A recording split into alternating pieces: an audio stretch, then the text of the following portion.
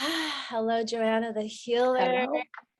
I am so grateful to be here with you. First of all, It's my honor. mm, it's my honor as well. You have helped me. Okay. I started following you on YouTube, for about a year and a half now. And literally, you've helped me transform into the woman that I am becoming. So thank you.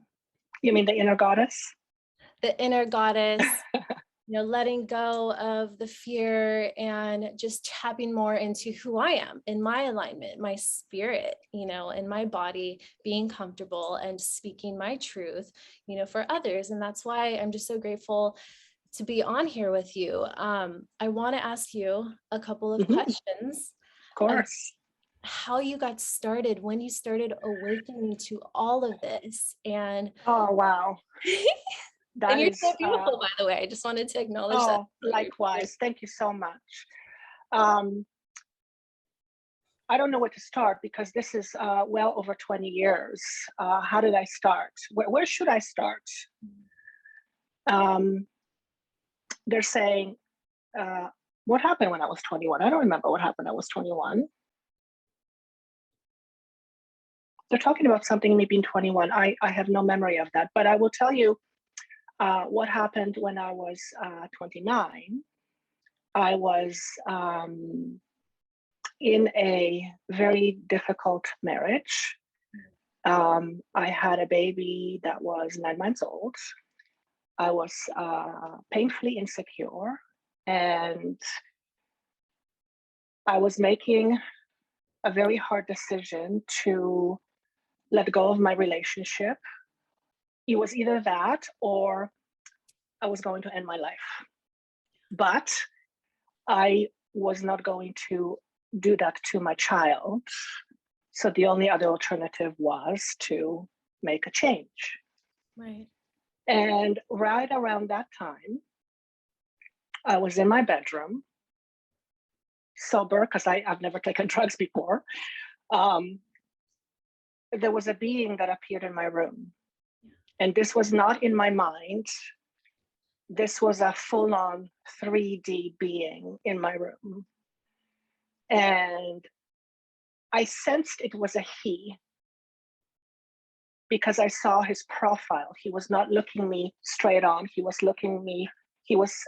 showing me his side. He was dressed as a monk. And I remember this as it was yesterday. He was wearing a monk-like brown thing that they wear, whatever it's called. He had a rope tied around his waist. And in his hand, he was holding white book. For many, many, many years, I did not understand what the white book means. I do now, so we can talk about that in a moment. But when I saw him, first and foremost, some people would say, were you scared? And here's what I will say. In that moment, I experienced what it's called bliss. Bliss. That if there is such thing as bliss, that was bliss. Not only that, this is the best explanation that I can come up with using human 3D words. Everything became stopped and became suspended. It's as if the whole world around me, including myself, was suspended. And I was in this suspended space, feeling nothing but effing bliss. I don't know how long it lasted, but it was an experience that was out of this world. And this was me seeing it with my 3D eyes. It wasn't a dream. I wasn't hallucinating. I wasn't on drugs. I wasn't meditating. I was sitting on my bed watching this being. Just that's all there was. And it was so profound that I know that it permanently, physically changed me in some molecular level. And that's when things started to change. My life started to shift. I became more interested in spiritual matters, even though I had that interest before, ever since I was very young. I mean, I remember at the time I was about 5 years old, I was fascinated with UFOs, just absolutely fascinated. when I was about 5 or 6 years old. I don't remember exactly the time frame, but about 5 or 6 years old. I remember very distinctly, this was still back in my old country. I was sad in that moment. I was a very sad kid for various reasons. And I remember saying out loud, God, why am I here? Now, didn't think of it much, but later as I was older, I began to think, I don't know if that's something that a kid asks themselves. So I had these little pockets of awareness, if you will, that as I looked back, made me go, there was something there. Yeah. There was another time where I was very, very young, around the same age, I would say before the age of 7. I was out with my mom and her friend, and we went to a forest, and we were picking up flowers. And these words came out of my mouth that didn't make much sense to me then, but as I look back, I go, wow, I was aware. And this is what I said: the greatest threat to nature is humanity. Wow. And I'm like, wait a second, a 5-year-old doesn't talk like that. Now, that was years later. So it's hard to say where it all started, because there were pockets of awarenesses that I have that I wasn't aware of before that I was having. Yeah. But the actual catapult forward towards this spiritual journey was about the time where the being appeared in my room. That is And it's kind of just evolved from there. wow. It started with me taking a clinical hypnotherapy course. I was always very interested with the mind, always very fascinated, although I didn't understand why traditional psychology never, so there was something with it that didn't quite click with me. And once I immersed myself in hypnotherapy, I understood why. And it's because my interest was to go way deeper. Yeah. And years later, I was shown that things like hypnotherapy would be the staple in psychology, but we're not quite there yet. It's becoming more and more recognized, but it's still, it's still fairly uncommon for the traditional therapy, right?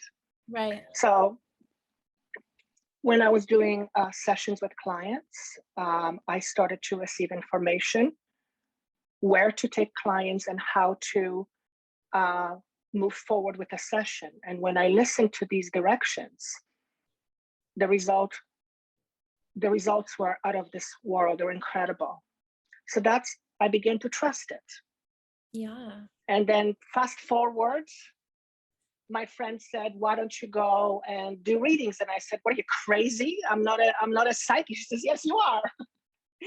So then I started reading cards, and it kind of allowed me to, can I say the word, not perfect, but to become more comfortable with actually consciously communicating with whoever it is that I was communicating. Fast forward to now, I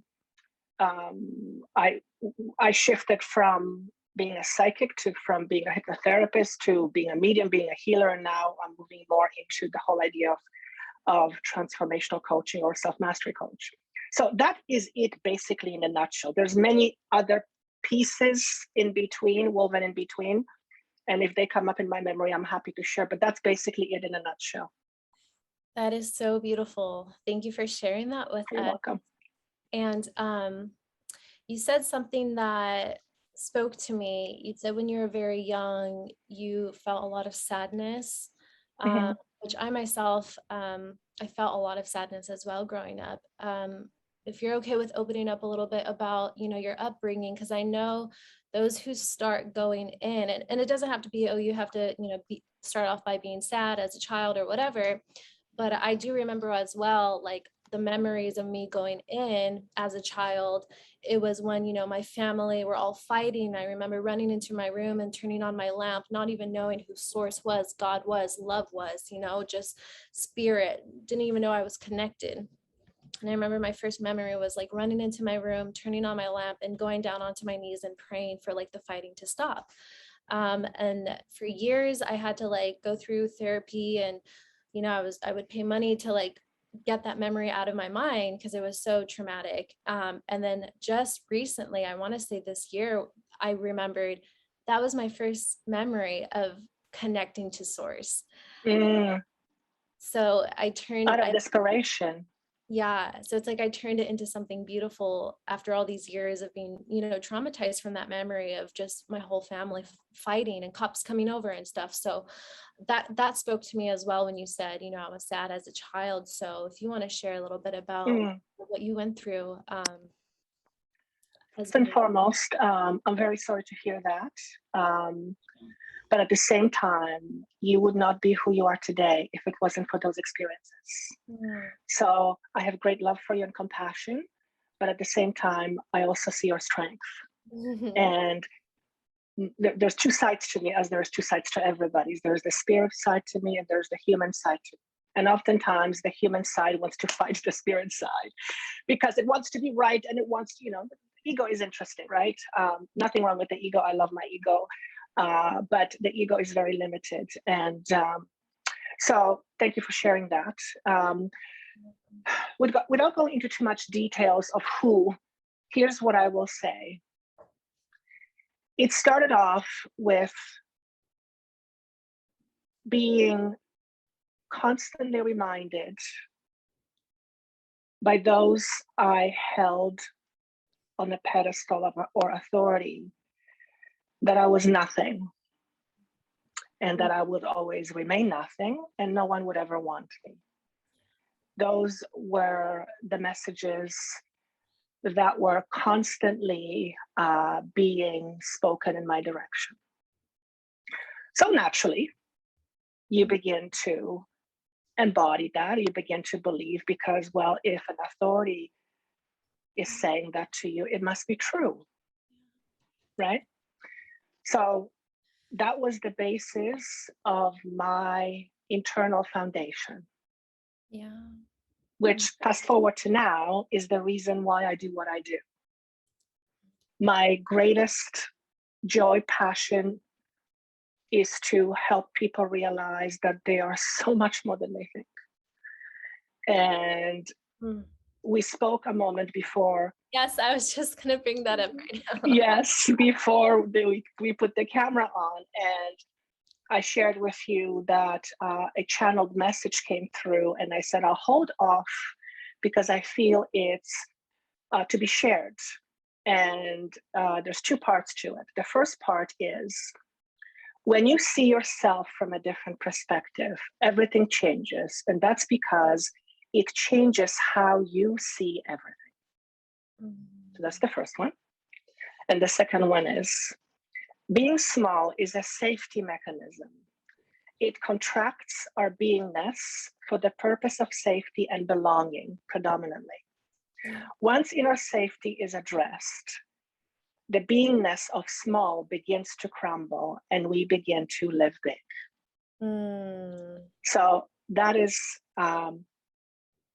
my passion, to help people see themselves not for who they think they are, but who they are beyond what they think, which is divine beings. Yeah. Without edges and borders. But at the same time, it's to also understand that what we think is extraordinarily powerful, because how we see ourselves is also how we see the world. So if we see ourselves in a limited ways, we will see the world in limited ways, because the universe can only give us on the same vibrational level as we see ourselves. Yeah. So to say it in a different way, my passion is to help others shift their vibration. And it had to start with me. I am the guinea pig, so to speak, for this. Yeah. Because I always say, if I am speaking of something I have no clue about, then I have no business in speaking about it. Yes. So you said the word right out of my mouth. I was going to say it has everything to do with like your vibration, what you believe. And then through that, it's like how you carry yourself into this world. And then, like you said, vibration. So starting off with just humbling and centering yourself in love and going inward and really just releasing that love into the universe, your world, so that you could be that vibration, and others will, reflect that for you. And once again, you really helped me to tap deeper into that.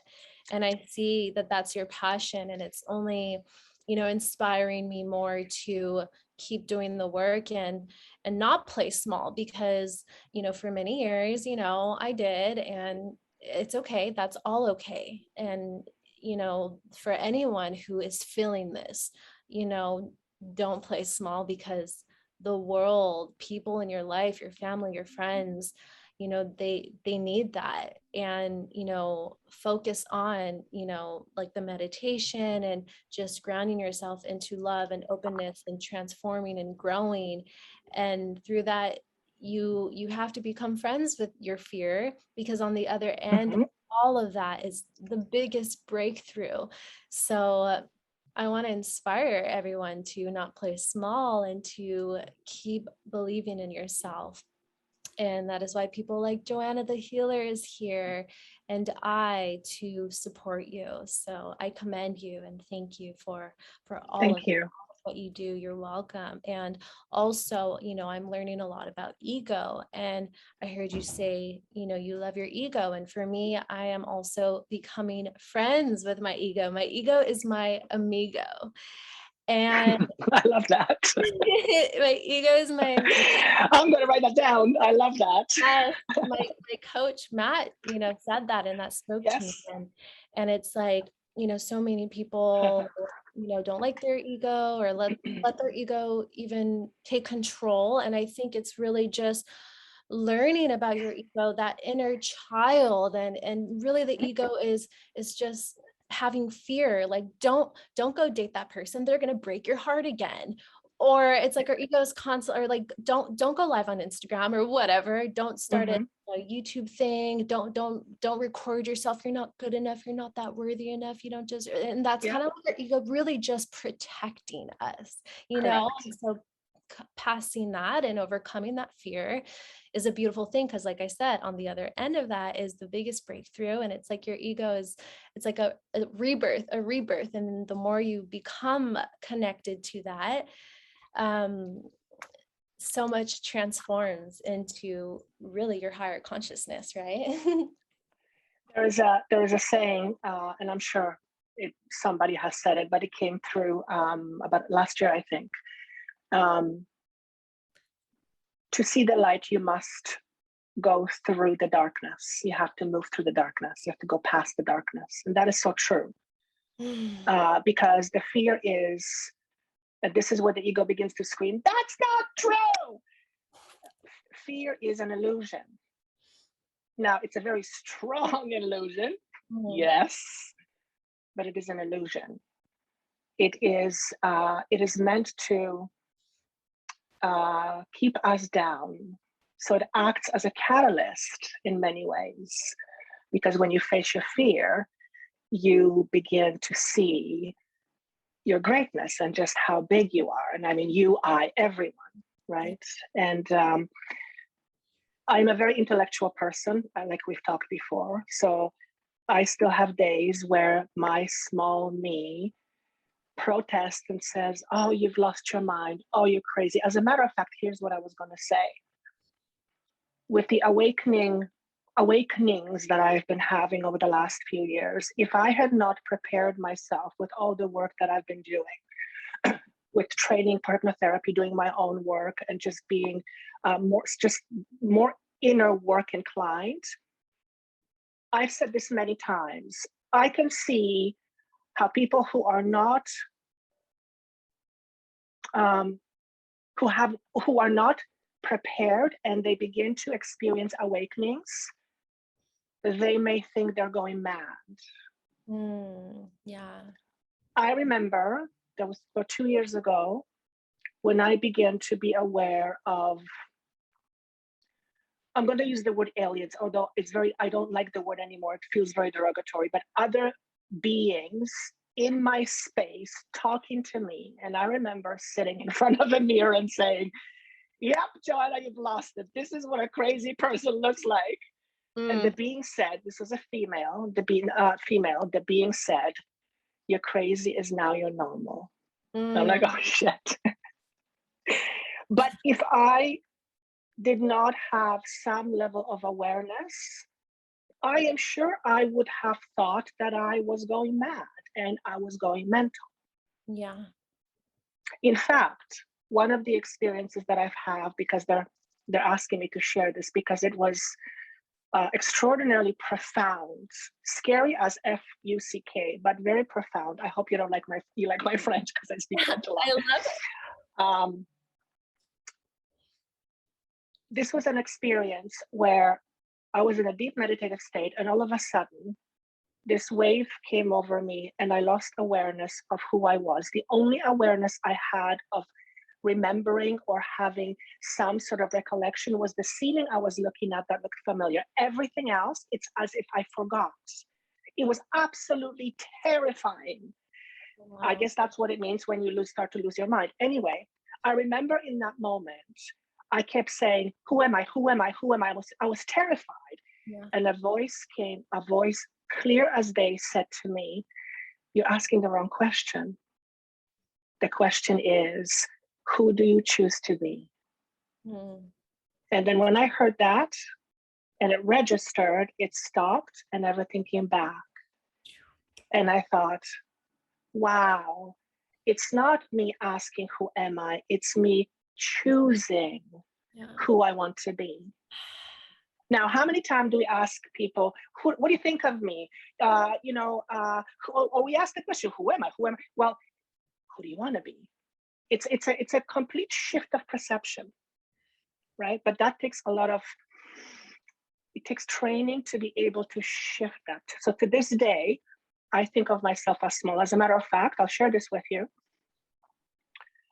As we do this work and we shed more and more of our wounded self, what ends up happening is the ego the broken, the unhealed ego begins to die, except it doesn't die, it begins to transform. Mm-hmm. And we begin to start to experience the bigness of who we really are. Mm-hmm. And that is, at least for me and for other people that I've spoken with, very scary. Very, very scary. Now, the intellectual person would say, what are you talking about? That's great, isn't it? Not if your entire identity is existing on the fact that you think of yourself as small, and all of a sudden you are experiencing bigness, which means your small self goes, it's terrifying. Yeah. So I had a moment like that today. Again, it was like, okay, here we go again. I am still fearful in some way of being big.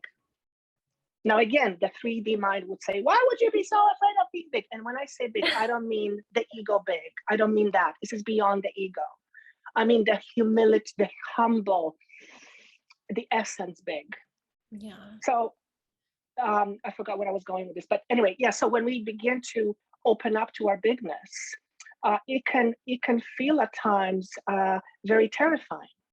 Right. Because think about it, all my life, as an example, your life, you have thought of yourself as small. In my case, it has been said to me that I was nothing. So here I am, my entire structure is built on the presumption or assumption that I'm nothing. So that's my identity. Right. And all of a sudden, I am experiencing, and I don't mean it's a thought, it's an embodiment. You feel it. You're experiencing this bigness. Your ego is terrified because all of a sudden what it always thought it was, it's being shattered, right? But remember, being small is a safety mechanism. Yes. When I first realized, this was about 6 years ago, when I first became aware, consciously aware, that I have always held myself back for the purpose of making others feel more comfortable, it was one of the most saddest moments in my life. This wasn't conscious. Yeah, I know you can resonate with that. This wasn't conscious, but that's what we do. Yeah. And we do that to stay safe, to belong, to be accepted, because there is safety in acceptance. Yeah. Right? So what do? We not only fold our wings, we clip our wings. Obviously, that's a metaphor. Yeah. What happens when you clip your wings? You can't fly. Nope. Right? Right. It's like being a bird, but not being able to fly. That must be very sad, because your entire existence of being a bird is, right? Right. So I don't know how we ended up on this topic, but that's what I wanted to share with you. So when I first experienced, and I just want to say real quick, like, how do we get out of that? It's just by, staying connected to people like you, people like me, watching, like for me, I like to watch a lot of YouTube videos in the mornings, the people who resonate well with me. And like, eventually, like, you're going to be like, you know what? I'm ready. Like, I'm ready to stop feeling like this, and I'm ready to move forward. And I'm going to need a lot of support through, what I listen to and what I'm listening to on the radio and who I'm hanging out with, and, and go in more. And it's an amazing thing, you guys. So please, please, please, like when that time comes, it's going to come to you probably soon. If it hasn't already, if it has, I commend you. So I just felt the calling to share that, like, do the work. It's amazing. And like I said, we're here, this is a beautiful community, and just stay focused in that. It's all about addressing one's core beliefs that are limiting, because we have beliefs that are not limiting. Keep those. Those are wonderful. Build on those. Right. But being a human is by the virtue of what it is, a limited experience. There's nothing wrong with that. Yeah. But even within the limitations of being a human being, there's vast room for so much more, for our expression to be so much more, right? Yeah. So it's I always say it is an inside job. It's an inside job. No one can. I used to think, if I could only take this course, take this pill, do this meditation, have this psychic, I'll be fine. It's an inside job. That's not how it works. Can I change you? I cannot change you. Yeah. You can change you. I can't change you. If you change, that's because you want to, not because I tell you to. Yeah. Right? Right. So, right. And chances are, if people are listening to you right now, then they're drawn to this information for a reason. So it's just a matter of time. Beautiful. Yes. You have also helped me to listen to that voice. And I know, a lot of your videos, you have a strong connection with, would you call it a spirit, or, tell me about this relationship that you have whenever you get, a message to speak to you. It's helped me, and I'm like, oh, okay. And it's like, I'm like, okay, listen to that voice, because it's real. So this is, the way I'm going to answer it is going to be in few parts. I used to think of this voice as my guides, because that is what I was introduced to. You have your guides, you have your intuition. So when somebody's talking to you, it's your guides. Right. As I have opened up and, let's use the word, evolved a little bit, I began to understand that I don't need a middleman. Nobody needs a middleman, because we are connected 24/7 to this thing called all that is. So although there are beings that are helping me, most of the time, what I listen to or what I hear is it's the universal voice. So I'm going to give you, here's how I'm going to present it. The first time I heard this universal voice was about 3 or so years ago, fairly recent. Wow. And it was telling me stuff about how the mind works, because that's my passion, right? And I finally said, who am I talking to? And this is what the voice said: I shit you not. Consciousness itself, though some call it God.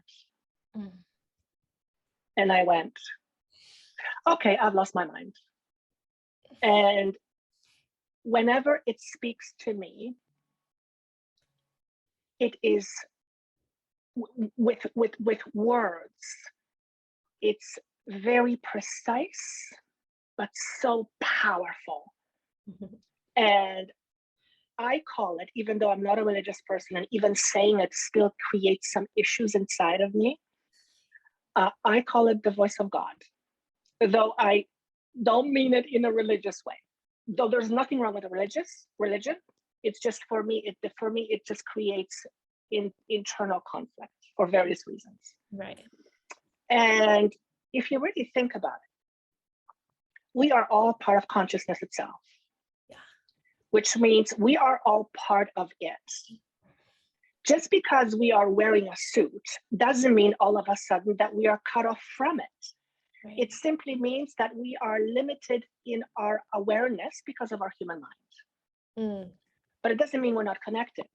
So the mere remembering that we are always connected to all that is brings back the ability to communicate with all that is.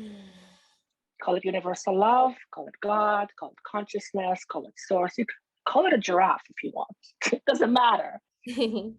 As long as, because that is the colossal truth, if you will. We're always connected to it 24/7. There's not a moment where we're not connected to it, because we are of it. We are part of it right now, and we're all connected. Yeah. Right? Yeah. So wow. Does that answer the question a little bit? No, it 100% does. Thank you so much. And it's beautiful how powerfully you hear that, on a daily basis. That is awesome. And the universe speaks not only with sounds and voices and words, because with me personally, and I believe it's the case for most from what I'm sensing, words are very limited, they're very cumbersome, they're actually very ineffective if you really think about it. And we humans use words not very effectively, if you really think about it. We're not very precise with our words. But the way the universe communicates is through symbolism. Everything is symbolic if you look at life. I mean, this is a phone, but it's a phone because I believe it's a phone. If an alien came from a different planet, it would say, "What is that?" You wouldn't know what it is. And then I would say, "We call this a phone." Right? It's a symbol. Beautiful case. Oh, thank you.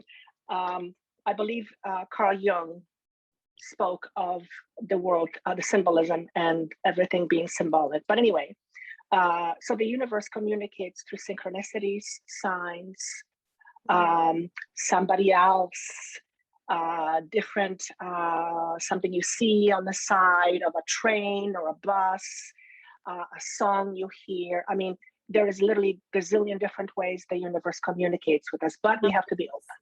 Yes. I was just watching this thing on a video on Instagram, and it's like signs, you're, awakening, connecting to your inner self more and more to source is like you see a lot of the same numbers, or 111, Yes. 2222 when you're driving. Does that happen a lot with you as well? 100%. Yeah. They're actually saying to me, because there is a tendency to want to make something that it's not. Because a very intellectual person will say, well, what if it's nothing and I want to believe it's something? So what I'm sensing here to say is, if you're, first of all, when you see a sign and it's a knowing, then you already know. Yeah. If you have to question it and you're not sure, then that's because your intellect is having a difficult time assessing, is it true, is it not true? In that case, I always say, leave it aside and say, okay, universe, show me more. And the universe will always show you more. So practicing asking the universe to show signs becomes very, very helpful, because eventually it's right in your face. And when it's right in your face, you still have a choice to say, no, I don't believe what I'm looking at. It's a choice. Yeah. Nothing wrong with that. But eventually it's unmistakable. So learning how to communicate with the universe becomes very, very helpful.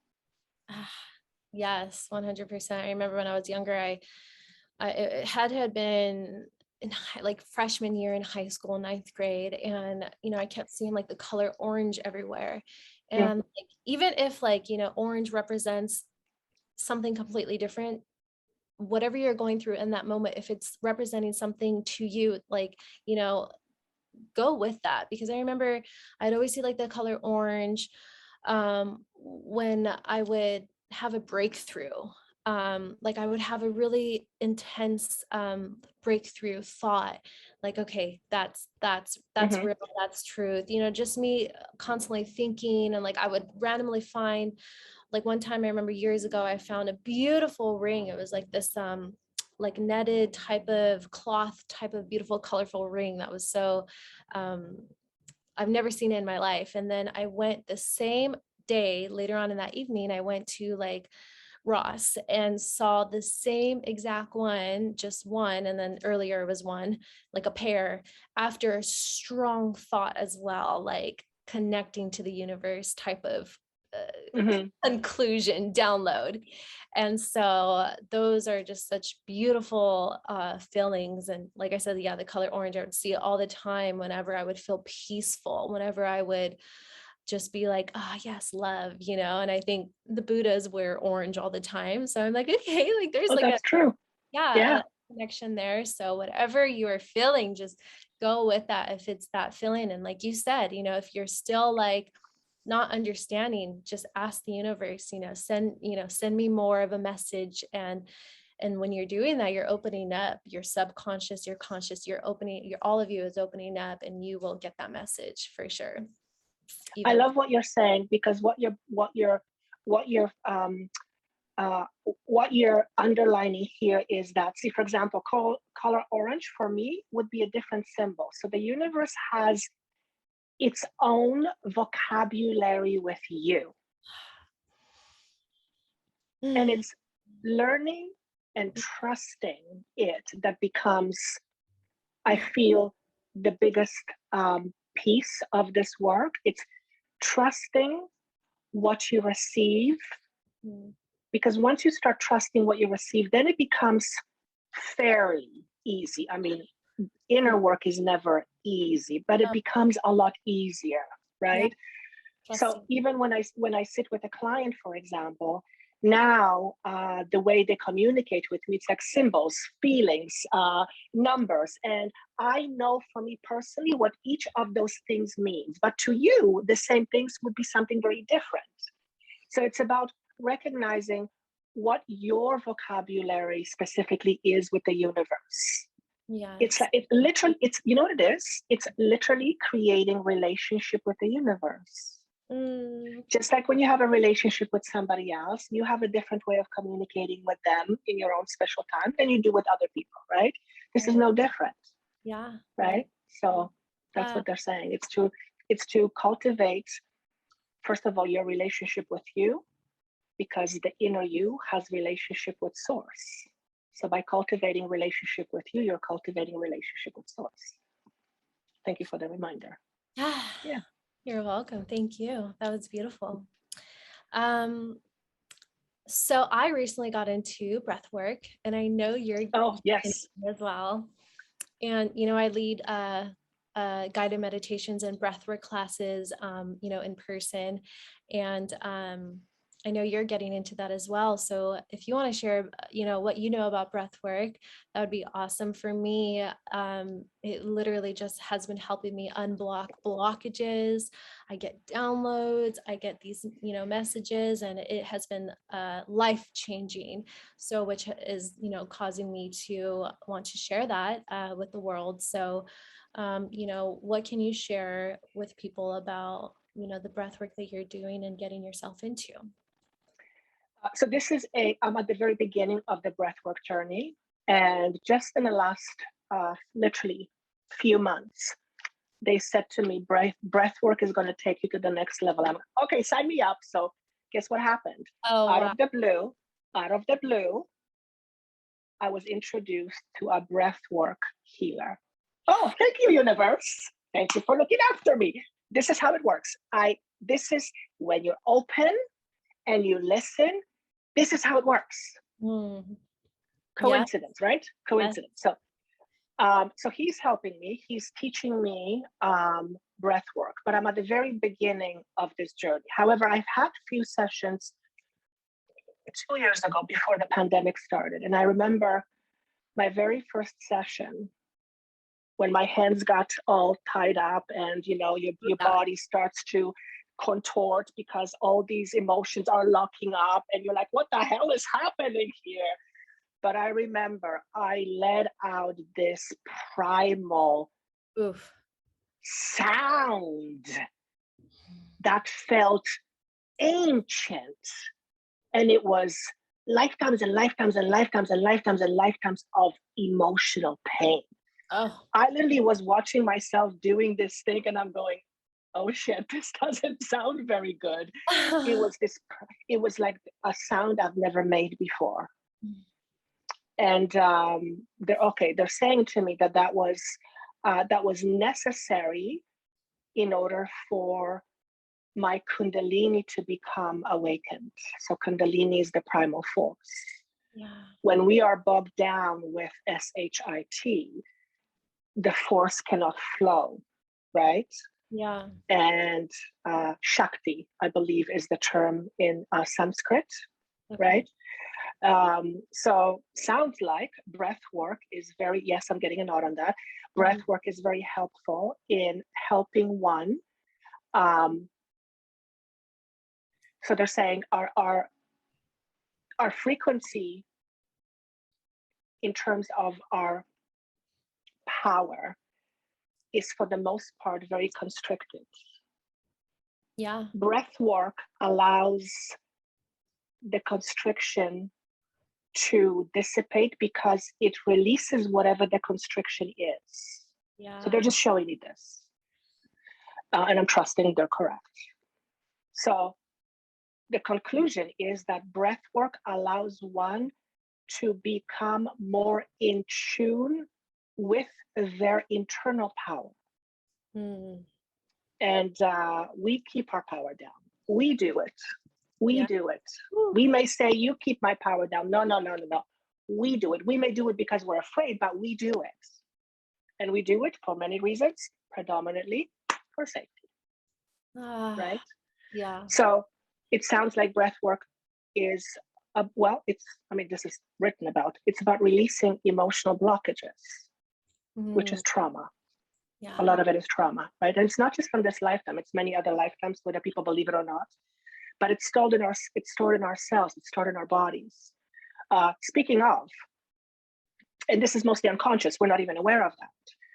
I had a massage the other day. It's called osteopathy massage. And something just dropped. Again, this lady appeared out of the blue in my awareness. It's like, okay, I guess I have to see her. And I had this massage and she was releasing trauma I wasn't even aware I had. And one of the things that came up was that I was terrified of dying alone, which is fairly standard. I think I deal with clients with this all the time, but I didn't realize I had that alone. Oh, wow. So that was one thing. The other one was I was terrified of being judged for being insane. And I thought to myself, no wonder I hold myself back. Because if that was the fear that was driving my inner conflict, I don't want to be thought of as being insane, because if I'm thought of as being insane, chances are I'm going to be rejected. And guess what? I don't want to die alone. So when it was coming out, I thought, oh my God, it makes so much sense why I hold myself back and I restrict myself in terms of what I allow to flow through me, right? So that's not breath work, but it's similar. It's allowing the body to release because it's stored in our cells. But that's what breath work does. So I'm so glad you're getting onto it. 100%. Yeah. It's hard work though, isn't it? It is work. It is work. And it's amazing work and it's worth it. And it also helps lower, like high blood pressure and like all these things. And yeah, you're right. It's like all of that we carry in our body, the tightness, the blockages, everything. I carry a lot of energy on my back. I have knots. I have knot that I've had for years. I could feel it when I'm even reading a book. So working with the body is like key. And so, yeah, I would love to, offer to whoever this resonates to, a free guided meditation, breath work via Zoom. You could totally follow me on Instagram, Christine Beyond with a K, Kristine, and Beyond.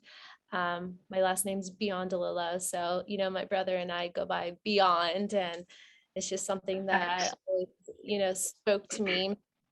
And so I would love to offer that. A lot of my breath work events are around the full moon. And a lot of people are like, oh, do you do any virtual? Do you do any virtual? And I'm like, no, but maybe I should. And so recently I had a virtual guided meditation via Zoom, which was amazing. So I would love to offer that to anybody. It could be totally 100% for free. Just follow me, message me, subscribe to my YouTube channel. I am going to be, this is the birth of so much for me. I'm going to be creating more content on my YouTube channel for, speaking to people like you, and even, speaking by myself about the things I'm going through, the things I'm learning in life, and sharing that with everyone, because we're all connected. If I'm going through it, you're going through it in a different way, right? And so I want to offer that to anybody. I'm just looking something up because I'm going to throw something at you. Sorry. Yeah, and I want to also. I'm just looking up where the next full moon is. Oh, yeah. You probably know. Do you know? I actually don't know. I think it might be on the 22nd. But I also wanted to share, Joanna, what you have, because I know you do coaching calls as well, or stuff like that. So I would love for you to talk about what you do as well, for the people. I would love that. Yes. So from calling myself a medium and even a healer to more of a self-mastery coach, because really, whether I did mediumship or hypnotherapy or healing, it's really all about knowing yourself. So I work with people who are, for the most part, ready to take their life to the next level. And I always say, if you're drawn to this energy, not Joanna, but whatever energy that I work with, hold on to your rails.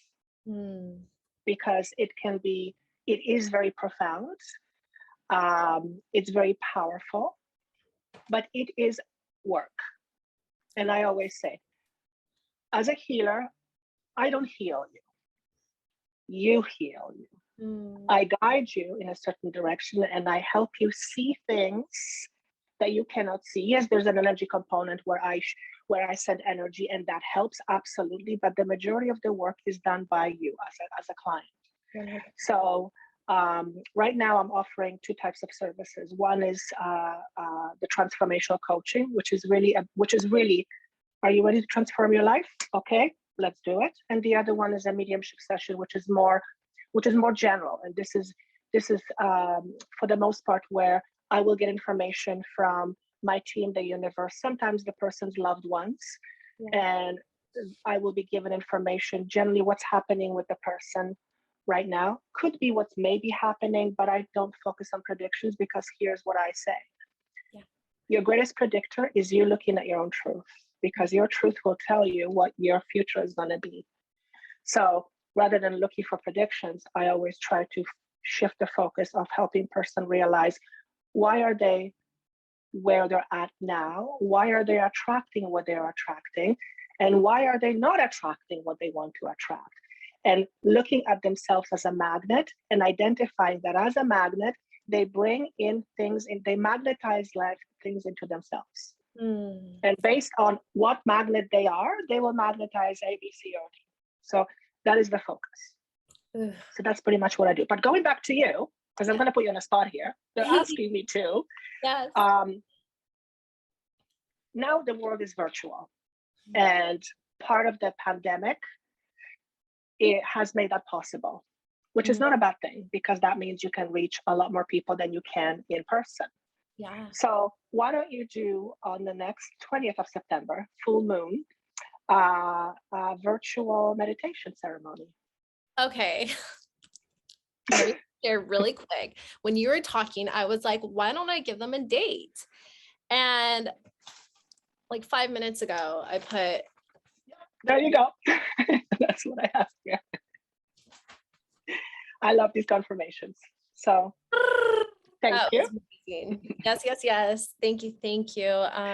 So yeah, just to make sure that's what you're doing, on the 20th, you're going to do your perfect, because that's, it's going to put, I hope I'm not putting on a spot, but no, I was just looking at the calendar that's on a Monday. So the 20th of month, the 20th on a Monday. And we can do what time I'm feeling like maybe in the evening, maybe 7 p.m. 7. Yes, I was gonna say 7. And then I ended up saying 6 p.m. Always go with your first one. Right. 7 p.m. Yeah. Monday, 7 p.m. Pacific time, the 20th. I would love to hold space for you all. I would love to lead a beautiful guided meditation. We could do a, short breath work just to tap into our breathing, tap into our body. And, I have my beautiful sound bowl. I have some beautiful sound instruments. So I would love for you to be a part of that. And thank you, Joanna, for affirming that. That means the world to me. Just you're welcome. Yes. And so will you do it through YouTube? Is that how you'll do it, or Instagram? I can't do it on YouTube yet, because I think you have to have like so many subscribers and to like go live and stuff like that. Okay. But I could do it via Instagram, if you are feeling that via Instagram, or even just on a Zoom call. But I'm feeling Instagram maybe. Instagram Live is what I'm getting. Yeah. By the way, your two eyes are different color. Nope. Yeah, I'm seeing this eye, so that would be your right, is a little bit lighter than your left eye. It's how I'm seeing it. But then maybe that's just me. That is beautiful. I'm like wearing black eyeliner too. So whenever I wear like eyeliner, my eyes turn kind of like greenish. Yeah, like green, or maybe with some yellow as well. So I love when people like compliment my eyes, because like they've always been brown, but in the sun they're like hazel. I'm like, oh yay, if you're noticing eyes. So we've got a date, 20th. Awesome. Instagram Live. Everybody, remember, 7 p.m. Christine Beyond. I love you guys. That's going to be amazing, and can't wait to have you. And maybe I could bring on some people, and you could share your experience after and all that beautiful stuff. We're a community. We're all awesome there. And love you all. Thank you so much, Joanna, for this beautiful experience, and for sharing your truth, and for being for helping people. And like I said, like how you've helped me. And I, when you say things like, I have fear too, and all these things, it's like, man, we literally, there's so much beauty in just overcoming that and just speaking love and speaking truth. And I'm going to continue to wake up and listen to you, because you're such an inspiration. And thank you. Thank you. Everybody. Aho, Waheguru, Satnam. Thank you. Thank you. Thank you. One love. Thank you so much. You're welcome. Thank you.